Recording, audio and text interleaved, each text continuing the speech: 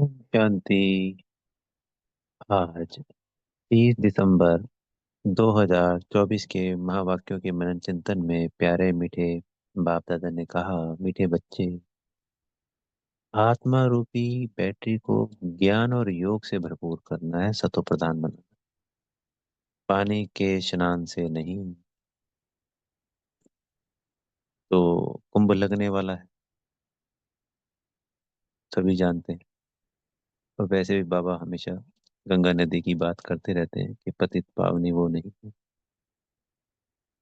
सिर्फ ज्ञान और योग के द्वारा ही हम आत्मा संपूर्ण सतो प्रधान बनती है। पानी तो स्थूल शरीर को ही धोता है। अगर वो पावन भी होता तो भी वो शरीर को ही तो धो पाता। एक एग्जाम्पल समझने के लिए, ये सिर्फ आत्मा तो वैसी की वैसी रहेगी। और दूसरी बात, उसने शरीर को पावन बना भी दिया, तो जब तक आत्मा पावन नहीं बनेगी तो शरीर ठहर नहीं सकता कि पावन हो। वो तो फिर से अपवित्र हो जाएगा अगर आत्मा पवित्र है तो। जैसे बाबा हमें उदाहरण देते हैं और आज भी दिया, सोने का, गोल्ड का। तो जैसा कच्चा गोल्ड होता है, जब उसको जेवरात बनाए जाते हैं तो जिस गोल्ड के बनाए गए वैसे ही तो होंगे ना। तो अभी 9 कैरेट का है मान लेते हैं, क्योंकि बिल्कुल जीरो तो होता नहीं ना, आत्मा की शक्तियां खत्म ही हो गई, विनाश हो गया। तो बाबा कह रहे मैक्सिमम 24 कैरेट तक हमको जाना है। तो 9 कैरेट से जो जेवर बनेगा, वो जो शरीर है वो भी 9 कैरेट वाला बनेगा। तो 24 कैरेट से 24 कैरेट वाला, जो कि दुनिया आने वाली है। बाबा हमको आ गया ले जाने के लिए। फिर प्रश्न उत्तर में बताया बाबा ने कि मनुष्य आत्माओं को भटकाने वाला कौन, और वह भटकाता क्यों है। तो हमको भटकाने वाला कौन? रावण, माया के 5 विकार। वैसे बाबा ने तो रावण का कहा नाम। वो इसलिए भटकाता है कि उसका खुद का भी कोई घर नहीं है।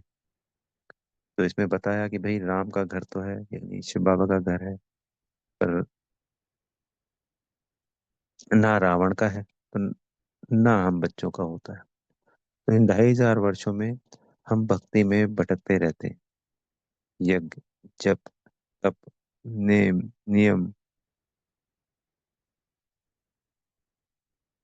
इस तरीके की हमने अनेक भटकावें की और हमें कुछ भी प्राप्ति नहीं हुई।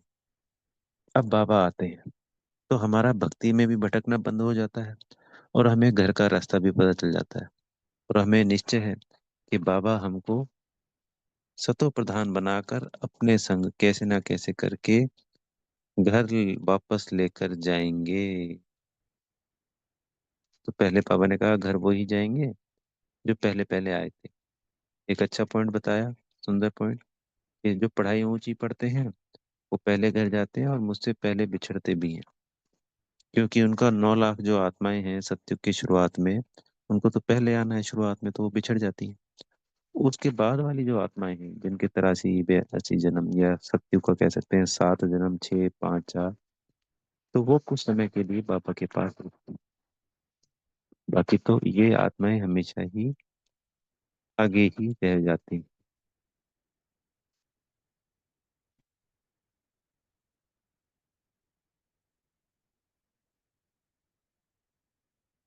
तो हम बच्चों को सदा खुशी में रहना चाहिए। एक तो बाबा मिला, और ज्ञान योग से बाबा हमको गुलगुल बनाते हैं। मन मना भव का जो मंत्र दिया, उसमें हमें बाबा को याद करना है।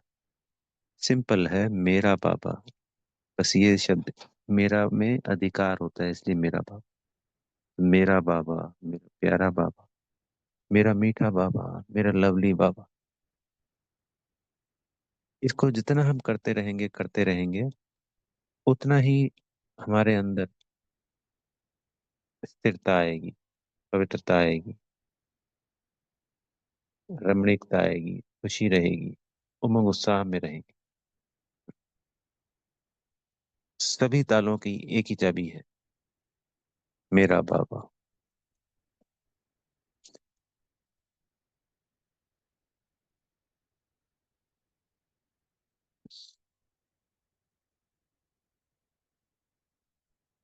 जितना याद करेंगे उतनी ही अवस्था शक्तिशाली ऊंची होगी, और उतनी ही तेजी से बाद में हमारे विक्रम भी विनाश होंगे। उतनी ही ज्यादा से ज्यादा देर हम परम धाम में टेक पाएंगे।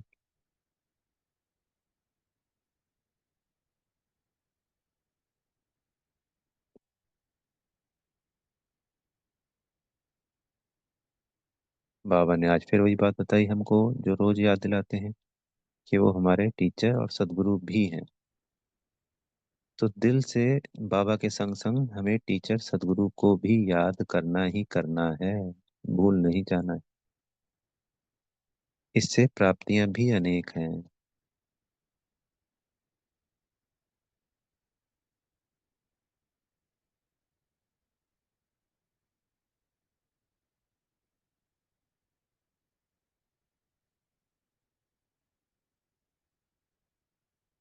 फिर बाबा ने हमको आज एक रहस्य बताया कि ये जो ब्रह्मा है, यही विष्णु बनता है, जो सजा सजाया नारायण है। और यही विष्णु ही ब्रह्मा बनता है। तो ये बोला, ये अकेला नहीं है, तुम सब बच्चे भी हो।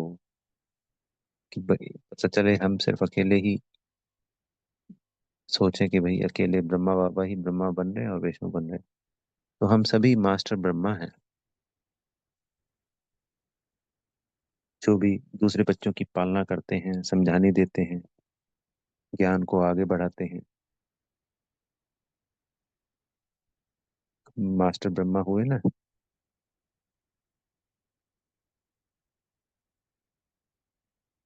तो एक सेकंड में हम सब बच्चे ब्रह्मा सो विष्णु बनते हैं। तो जिस क्षण, जैसे बच्चा पैदा हुआ, उसी क्षण से माँ बाप खिलाएंगे ना। बाकी की तो यात्रा है बड़ा होने की। ऐसे ही हमें जिस क्षण निश्चय हुआ, उसी क्षण हम शूद्र से ब्राह्मण बन गए, अर्थात मास्टर ब्रह्मा यानी ब्रह्मा बन गए।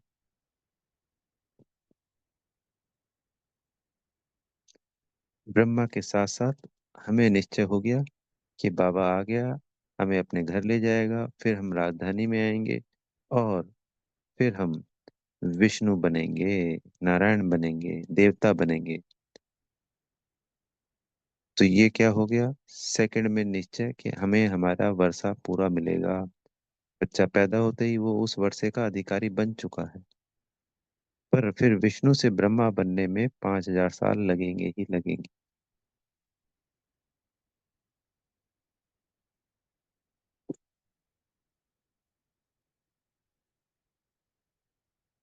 फिर आज सदगुरु जी ने हमें वरदान दिया कि मन बुद्धि की एकाग्रता द्वारा सर्व सिद्धियां प्राप्त करने वाले सदा समर्थ आत्मा भव। तो जितनी भी बाबा हमें शक्तियां दे रहे हैं, सर्व सिद्धियों को प्राप्त करने का एकमात्र उपाय है एकाग्रता की शक्ति। तो ये एकाग्रता की शक्ति हमें सदा सदा के लिए निर्विघ्न बना देती है।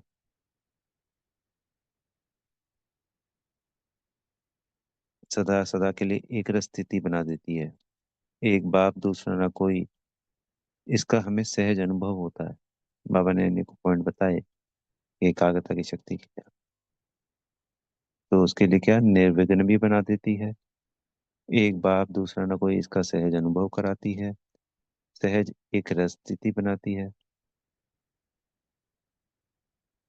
सर्व के प्रति कल्याण की वृत्ति, भाई भाई की दृष्टि रहती है। ये भी एकाग्रता की शक्ति से प्राप्ति होती है। लेकिन एकाग्र होने के लिए बाबा ने कहा इतना समर्थ बने हैं कि जो मन और बुद्धि हमारे ही ऑर्डर अनुसार चले। स्वप्न में भी, स्वप्न में भी सेकंड मात्र की हलचल ना हो। ये तो हकीकत में रियल में हो जाती है, जब हम साकार में एकाग्र होने की कोशिश कर रहे हैं। तो आत्मा कब शक्तिशाली होगी, जब आत्मिक स्थिति का हम अभ्यास करेंगे बार बार, बाबा के पास जाएंगे, बाबा से शक्तियां लेंगे।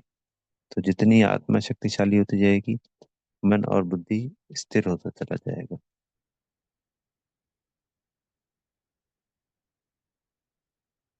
फिर स्लोगन में बाबा ने कहा, कश्म कमल पुष्प के समान न्यारे रहेंगे तो प्रभु के प्यारे बन जाएंगे। तो जो कीचड़ से न्यारा होता है कमल, सबका प्यारा होता है। तो यहाँ पे हम कौन से कमल पुष्प है? परमात्म बच्चे, परमात्म संतान। तो इस दुनिया रूपी कीचड़ से अगर हम ऊपर उठ जाएंगे, अलग रहेंगे, न्यारे रहेंगे, तो किस एक के प्यारे रहेंगे? सिर्फ बाबा के। अच्छा। ओम शांति। बेहद का धन्यवाद मेरे प्यारे मीठे बाप दादाजी का, आप सभी आत्मा भाइयों का। आप सदा मन और बुद्धि की एकाग्रता द्वारा सर्व सिद्धि प्राप्त करने वाले समर्थ शक्तिशाली आत्मा बन गए। मुझ आत्मा भाई की आप सभी को बेहद की शुभकामनाएं। ओम शांति।